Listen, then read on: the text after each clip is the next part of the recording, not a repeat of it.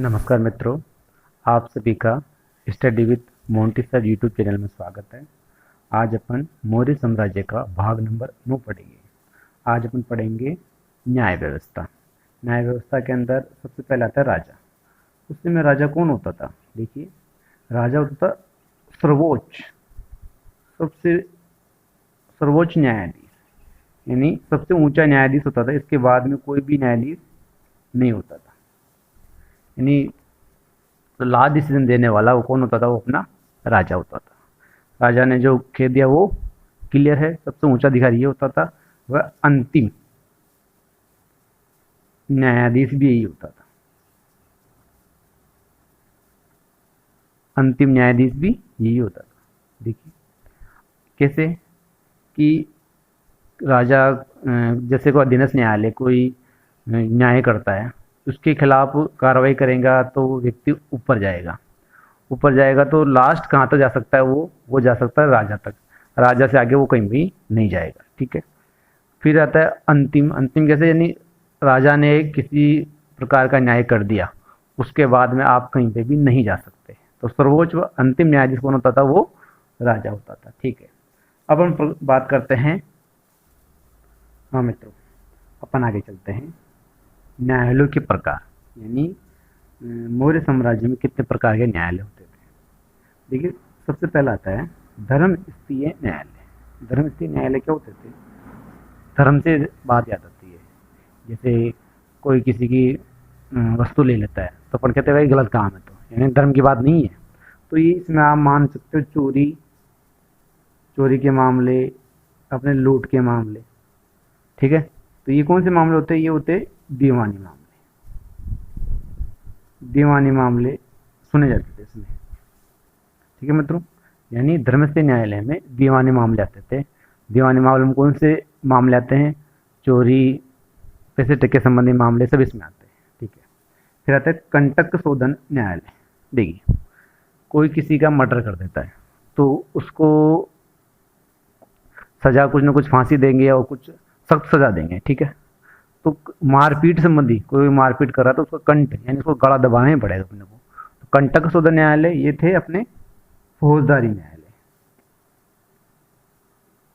फौजदारी न्यायालय हुआ करते थे। फौजदारी न्यायालय, फौजदारी मामले में कौन से आते हैं? मारपीट के मामले, लड़ाई झगड़े के मामले सभी आते हैं फौजदारी मामलों में। ठीक है। अब इनके न्यायाधीश क्या कहते थे? आपको पहले भी मैं बता चुका हूँ।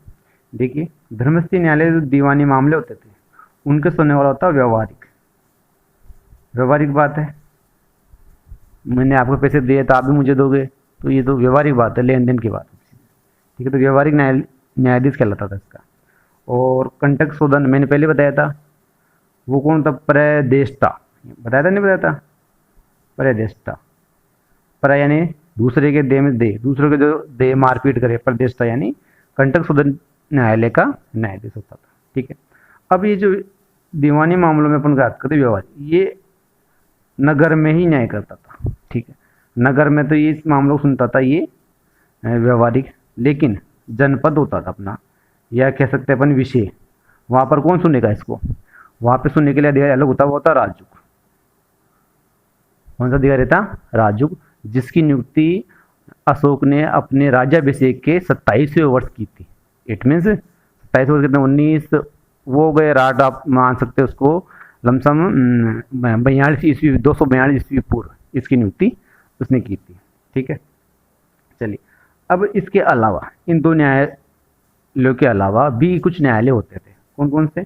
जैसे अपन बताया था ग्राम, यानी ग्राम स्तर पर ग्राम सभा होती थी, वो भी न्याय करती थी। ग्राम सभा भी न्याय करती थी। इसके अलावा संग्रहण, जो 100 गांवों का होता था, वो भी न्याय करता था। खारवटिक मैंने बताया था, ये भी न्याय का काम करता था। ठीक है। आप इसके दोणमुख आ जाया था अपना, दोणमुख, ये भी न्याय का काम करता था। इसके अलावा स्थानीय ये संस्थाएं थी, ये भी क्या करती थी? न्याय का कार्य करती थी। ठीक है मित्रों। अब एक शब्द है साहस।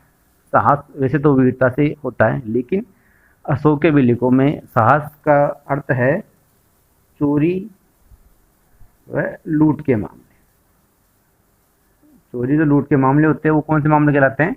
वो कहलाते हैं अपने साहस कहलाते थे, किसमें? अशोक के अभिलेखों में। ठीक है, आगे आ रहा है कानून के अंग, यानी कानून किस कानून के तहत किसको सजा दी जाए। तो कानून किन मतलब कानून किताब क्या होती थी उसमें, मान के चलो आप, तो उसके कानून के 4 अंग बताए गए। पहला बताया गया साहब धर्म, यानी अपने धार्मिक पुस्तकें अपने धर्म के बारे में या धर्म के आधार पर न्याय किया जाता था, एक तो ये। दूसरा राज शासन, राजा ने जो ऑर्डर दिया है, राजा ने जो आदेश दिया है उसके आधार पे भी होता था सर। ठीक है, तीसरा था व्यवहार। व्यवहार क्या क्या अभिप्राय निकालोगे आप? यहाँ पे देखो, यहाँ पर व्यवहार करता है तत्कालीन विधि संहिता। उस समय कौन कौन सी जो कानून व्यवस्था कानून किताबें थी उन किताबों के आधार पर न्याय करना। तो तत्कालीन विधि संहिता आती इसमें, विधि संहिताएं। जैसे अपने वेद आ गए, वेदों में कोई बात गलत है खैर की है, कोई बात सही खैर की है, तो उनके बारे में न्याय करना, उनके आधार पर न्याय करना। ठीक है, इसके अलावा चौथा जो इसमें आता था वो था चरित्र। चरित्र का मतलब ये नहीं किसी का करेक्टर, इसका अर्थ होता है रीति रिवाज। कोई परंपरा हो, रीति रिवाज।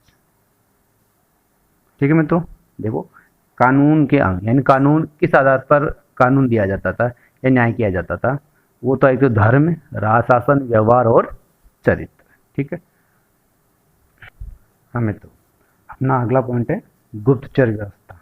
गुप्त काल में गुप्तचर व्यवस्था कैसी थी इसके बारे में चर्चा करते हैं अपन।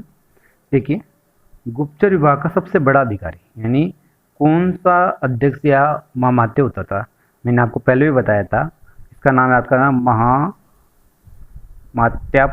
सर्प। आप लास्ट में एक सर्प वर्ड को देखना, सर्प यानी सर्प चुपचाप किसी जगह चला जाता है, घुस जाता है अंदर। एक गुप्तचर विभाग का सबसे बड़ा अधिकारी कौन था? महामात्याप सर्प, यानी सर्प की तरह ये चुपचाप अपना कार्य करता था। ठीक है, चलिए अब आते साहब गुप्तचरों के उपनाम, यानी उस समय गुप्तचर होते थे उनको अपन क्या क्या कहते थे। ठीक है, एक से बताया गूढ़ पुरुष। गूढ़ पुरुष, गूढ़ यानी गुप्त, गुप्त पुरुष हो गया। ठीक है, इसके अलावा इसके अन्य नाम भी बताए गए हैं। एक नाम, यानी गुप्तचर क्या होते थे, ये किसी भी जगह मतलब किसी भी क्षेत्र में ये ऊपर से भी देख सकते थे, यानी जो चीज़ अंदर है उसको ये ऊपर से भी भांप लेते थे। ठीक है, मैं एक शब्द बता रहा हूँ, ओवर सीयर। देखो याद करना, ओवर सीयर। ओवर यानी ऊपर, सीयर में देखना, ऊपर से देख रहा है। कौन देख रहा है साहब? ये बात के ओवर सीयर भी कहा गया है इनको। ग्रीक जो साहित्य है उसमें ओवर सीयर भी कहा गया है साहब। अब सब बात आती है कि साहब किसने इनको ओवर सीयर कहा गया। देखो, हर क्षेत्र में ऊपर से देख लेते हैं ये। ठीक है, हर क्षेत्र को इंग्लिश में बोलते हैं एरिया। तो एरियन कहने वाला कौन है? एरियन ने क्या बोला, इनको ओवरसीयर कहा था। ठीक है, इसके अलावा एक आदमी ने तो बिल्कुल उनको बोल दिया साहब ये तो क्या निरीक्षक है, जांच करने वाले अधिकारी, इंस्पेक्टर है साहब। ये तो कौन है? इंस्पेक्टर। बिल्कुल सीधी सटाक से बोल दिया, जो इंस्पेक्टर होते हैं साहब, निरीक्षक होते हैं। सीधी बात बोल दी, स्ट्रेट बात, बिल्कुल सीधी बात बोली, स्ट्रेबो। देखो किसने बात की है, इस गुप्तचरों को इंस्पेक्टर किसने कहा? स्ट्रेबो। स्ट्रेट यानी बिल्कुल सीधा, सीधी सादी बात बोल रहा है। कौन बोल रहा है? स्ट्रेबो। सभी तो इंस्पेक्टर होते हैं गुप्तचर। ठीक है, ओवरसीयर ये कौन कहता है? एरियन बोलता है। और गुड पुरुष भी इनको कहा गया है। अब गुप्तचरों के कुछ प्रकार बताए गए हैं। मोटे मोटे प्रकार दो होते हैं, एक तो संस्था, दूसरा होता है इसका संचार। संस्था यानी स्थायी रूप से निवास करने वाले गुप्तचर, यानी किसी एक जगह रहकर निवास करके गुप्तचरी करने वाले लोग होते थे। और संचार क्या होते थे? भ्रमणशील गुप्तचर होते थे, यानी एक स्थान से दूसरे स्थान पर ये अपनी गुप्तचरी करते रहते थे। ठीक है, तो सब पहले बात करते हैं संस्था, यानी ये थे स्थायी निवास कर गुप्तचरी करने वाले। ठीक है, अब इसमें भी 5 प्रकार के बताए गए। देखिए ये बहुत अच्छी बात है कि आपको अगर यहाँ तो नॉर्मली अपने को मिल जाएगा, लेकिन ये चीज़ अगर आप ये नाम अपने को हर किसी किताब में मिलते हैं नहीं है, लेकिन मैं आपको थोड़ा गहराई से बताना चाहता हूँ कि आजकल क्या होता है कि कंपटीशन एग्जाम जो क्वेश्चन आते हैं बहुत गहराई से आने लग गए, तो थोड़ा बहुत अपने को गहराई से अध्ययन करना जरूरी होता है। ठीक है, अब पहला प्रकार बताया गया है काप्टिक। देखिए काप्टिक, काप्टिक किस प्रकार के गुप्तचर होते थे? मेन संस्था यानी निवास करने, एक जगह निवास करने वाले गुप्तचर होते थे, लेकिन उनको एक एक प्रकार बताएगा काप्टिक। काप्टिक का भी पहले सब ध्यान दो, कापी, काप्टिक, कॉपी सब छुपा है, कापी कॉपी तो इसमें एक आप मान लो कॉपी बन सकता है इसमें। ठीक है, तो काप्टिक मान लेना आप विद्यार्थी रूप में रहने वाले गुप्तचर होते थे, विद्यार्थी रूप में रहने वाले गुप्तचर। यानी ये गुप्तचर काप्टिक क्या होते थे? विद्यार्थी रूप में रहकर गुप्तचरी करते थे, किसी को पता नहीं चलता ये विद्यार्थी है, गुप्तचर है। ठीक है, फिर दूसरा आता है उदा स्थित। उदा, उदा में से उधर मान लो एक तरह से, उदा में उधर शब्द छिपा है। ठीक है, उदा स्थित यानी किसी का पेट दिख रहा है। आपने आसपास देखे ऐसे व्यक्ति जिनका मतलब कम वस्त्र पहनता है, उनका पेट दिखता रहता है साहब, तो साहब ऐसे तो साधु सन्यासी लोग होते हैं, केवल ऊपर बहुत कम वस्त्र पहनते हैं वो तो। ठीक है, तो साहब उदा स्थित यानी साधु के रूप में रहने वाले, साधु के रूप में रहने वाले गुप्तचर होते थे साधु। ठीक है, फिर आता है गृहपतिक। गृहपतिक यानी गृहपति यानी स्वामी, घर का स्वामी, यानी ऐसा व्यक्ति जिसके पास केवल घर हो, जमीन तो नाम मात्र की, या जमीन हो जिसमें पानी नहीं हो मान लो, चलो एक तरह से, यानी वो एक तरह से गरीब किसान कह सकते हो, बेचारे के घर घर है, उसको जमीन तो हो ही नहीं हुई बराबर साहब। ठीक है, तो गृहपतिक यानी गरीब किसान के रूप में, गरीब किसान के रूप में रहने वाले गुप्तचर होते थे। यानी एक गरीब किसान बनकर रहते थे, जैसे गरीब किसान जो होता है उसके पास ज़्यादा कुछ होता है, थोड़ी बहुत ज़मीन होती है, अपना घर गुजार कर निकाल लेता है, वो उस हिसाब से वो गृहपति होते थे जो गरीब किसान के रूप में गुप्तचरी करते थे। ठीक साहब, अगला थे तापस। तापस यानी तपस्वी, किसके रूप में रहते थे? तपस्वी के रूप में रहकर गुप्तचरी करते थे। तपस्वी कैसे? यानी या तो बिल्कुल गंजे रहते थे, या सिर मुंडाए रहते थे, या फिर बहुत जटाए रखते थे।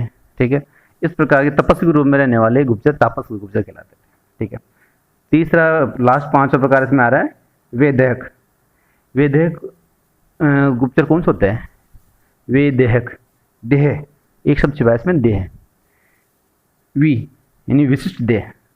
यानी आप देखते हो कि अपने जो महाजन वर्ग होते हैं उनका मतलब बैठे रहने का काम होता है ज़्यादातर, तो उनका शरीर बिगड़ जाता है, बैठे मोटापा ज़्यादा होता है, कोई या सिटिंग का काम ज़्यादा होता है, परेशानी होती है, तो विशिष्ट देह बन जाती है उनकी, यानी मोटापा हो जाता है। तो आप इसी वे देहक विशिष्ट देह, यानी आप मान लोगे कौन से थे? यानी जो गरीब व्यापारी के रूप में कार्य करते थे, गरीब व्यापारी के रूप में गुप्तचरी करने वाले, विशिष्ट देह बना लेते थे अपनी, विशिष्ट पोशाक, यानी ये व्यापारी वर्ग है लेकिन गरीब व्यापारी में ये अपनी गुप्तचरी करते थे। ठीक है, ठीक है मित्रों, ये हो गए 5 प्रकार। मैंने आपको कुछ न कुछ इसमें थोड़ा शब्द में कुछ न हल्का फुल्का कुछ जोड़ के बताया ताकि आप उनको याद रख सको, कि अपने पास बहुत सारी चीज़ पढ़ते हैं, अचानक से सामने आएगी तो अपने को याद नहीं रहेगा, लेकिन थोड़ा बहुत शब्द में कुछ अंदर से अपन गहराई से पढ़ेंगे तो अपने को याद रह जाएगा। ठीक, चलो मित्रों आगे चलते हैं। संचार, संचार होते थे भ्रमणशील गुप्तचर होते हैं,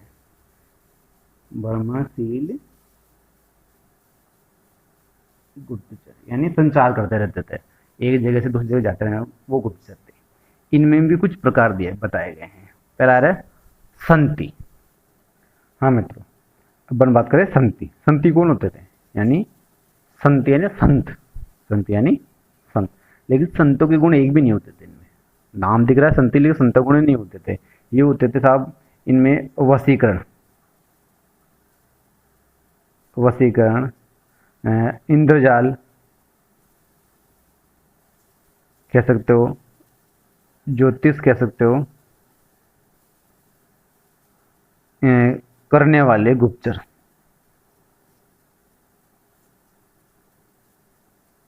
यानी संतों के लक्षण बिल्कुल भी नहीं होते थे इनमें। ये क्या होते थे? जादू टोना जानते थे, वशीकरण करना जानते थे, व्याकरण का भी ज्ञान होता था उनको, ज्योतिष का भी ज्ञान होता था सब है। ऐसे ये गुप्तचर कौन से कहलाते थे? ये संति कहलाते थे। ठीक है, एक स्थान दूसरे स्थान जाते रहते थे ये। फिर आता है तीक्ष्ण। तीक्ष्ण होता है वैसे तेज, ठीक है। देखो कोई आदमी कोई काम नहीं कर रहा मान लो, ठीक है, अपन उसको पैसे देते हैं, कुछ ज़्यादा पैसे दे तो वो थोड़ा फुर्ती से जल्दी से काम करने की कोशिश करेगा, तेजी दिखाएगा, ठीक है। तो ये तीक्ष्ण कौन थे? ये धन लेकर कुछ भी खतरनाक काम कर सकते हैं।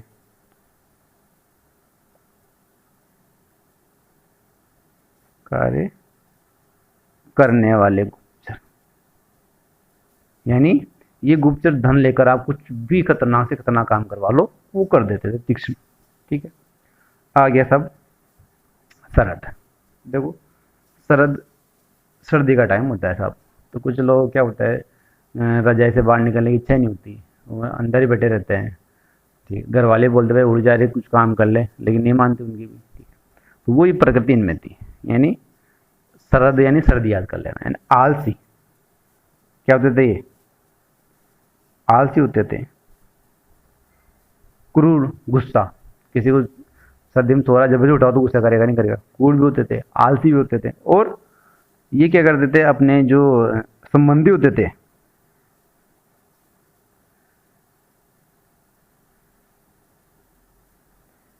प्रेम न करने वाले,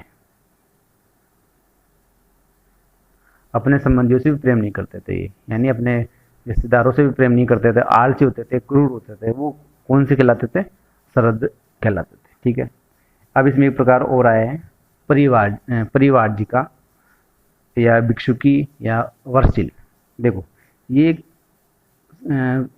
महिला गुप्तचर होती थी जो एक सन्यासी के रूप में क्या करती थी? गुप्तचरी करती थी, ठीक है।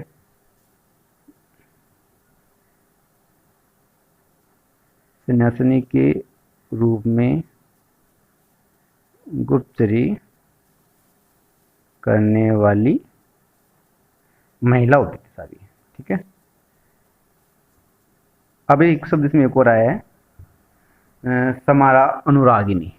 समारा अनुरागिनी क्या होती थी? देखो एक शब्द जैसे अर्धांगिनी होता है, ठीक है, ऐसे ही ये समान रूप से हमेशा राजा के साथ अनुराग करती थी या उसका अंग बनी रहती थी, ठीक है। तो देखो इस शब्द ये तो अभिलेखों में लिखा गया है, लेकिन इस शब्द का वास्तविक अर्थ क्या होता है? समरानुरागनी का होता है महिला अंगरक्षक। महिला अंगरक्षक कहा जाता है कि अशोक चंद्रगुप्त मौर्य इनकी जो बॉडीगार्ड होती थी वो महिलाएं होती थी। महिला अंगरक्षकों की सुरक्षा में ये लोग रहते थे। ये बात कौन कहता था? ये कहने वाले कौन थे? ये कहने वाले भारतीय लेखक नहीं है, दोनों ही यूनानी लेखक है। एक तो जो चंद्रगुप्त मौर्य के दरबार में आया था राजदूत, वो था मेगस्थनीज। ये बात कौन बोल रहा है? मेगस्थनीज कह रहा साहब कि इनकी महिला अंगरक्षक होती थी साहब। इसके अलावा एक सीधी सपाट बात कहने वाला अपने एक व्यक्ति आया बार बार, स्ट्रेबो। स्ट्रेट है, सीधी बात बोलता है ये। तो ये दोनों ने बोला है साहब कि मौर्य काल के जो राजा थे उनकी जो अंगरक्षक होते थे वो कौन होती थी? महिलाएं होती थी, ठीक है। अब मित्रों अपन मौर्य काल की सैन्य व्यवस्था के बारे में बात करते हैं। कुछ चीज़ पहले मैं बता चुका हूँ आपको। सेनापति, सेनापति कौन होता था? मैंने बताया था ये होता था सेना का सबसे बड़ा अधिकारी, वो होता था अपना सेनापति। सबसे बड़ा अधिकारी यानी सेना का सबसे बड़ा अधिकारी कौन होता था? आपके सेनापति होता था, ठीक है। एक शब्द आया नायक। नायक कौन होता था? ये सेनापति से अलग होता था, ठीक है। सेनापति तो बड़ा सबसे बड़ा अधिकारी होता है, इसके नीचे यानी ये केवल युद्ध में सेना का नेतृत्व करता था। युद्ध में सेना का नेतृत्व करने वाला, केवल युद्ध में सेना का नेतृत्व करता था कौन? नायक। और सबसे बड़ा अधिकारी होता था सेनापति, ठीक है।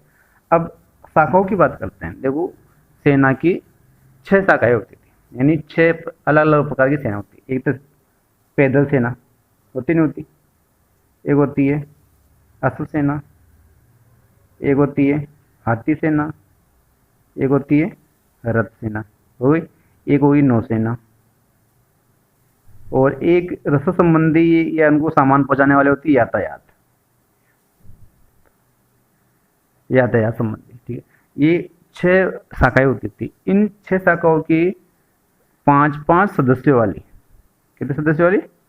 5 सदस्यों वाली 6 समितियां होती थी,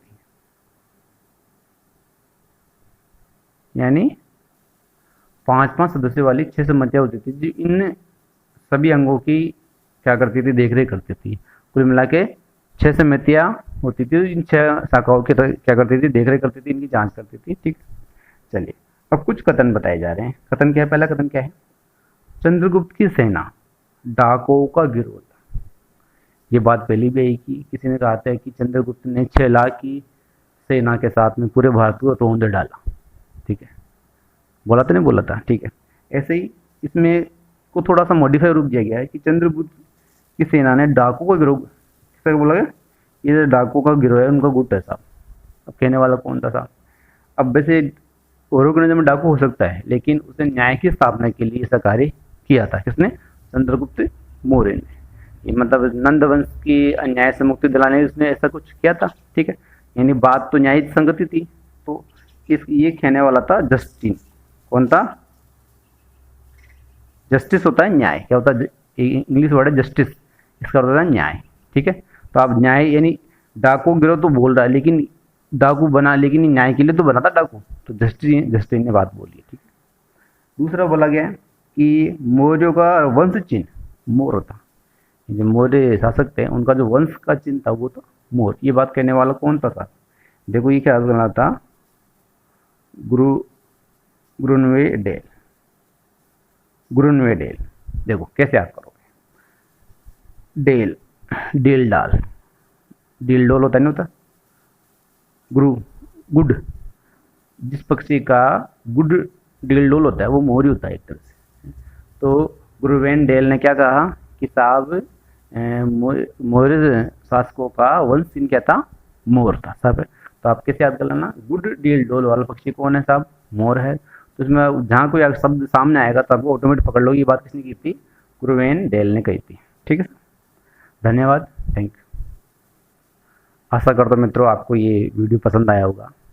ऐसे मित्र बहुत सारे होंगे जो किसी कारणवश कोचिंग नहीं कर पाते हैं या कोई किसी प्राइवेट इंस्टीट्यूट में पढ़ नहीं पाते। आप उन बच्चों को बताइए, मैं आपको जीके के अंदर और मैथ्स और इंग्लिश ये 3 टॉपिक मैं आपको अच्छी तरह कवर करा दूंगा। ये मेरे खुद के मेजर टॉपिक सब्जेक्ट रहे हैं। ठीक है, थैंक यू।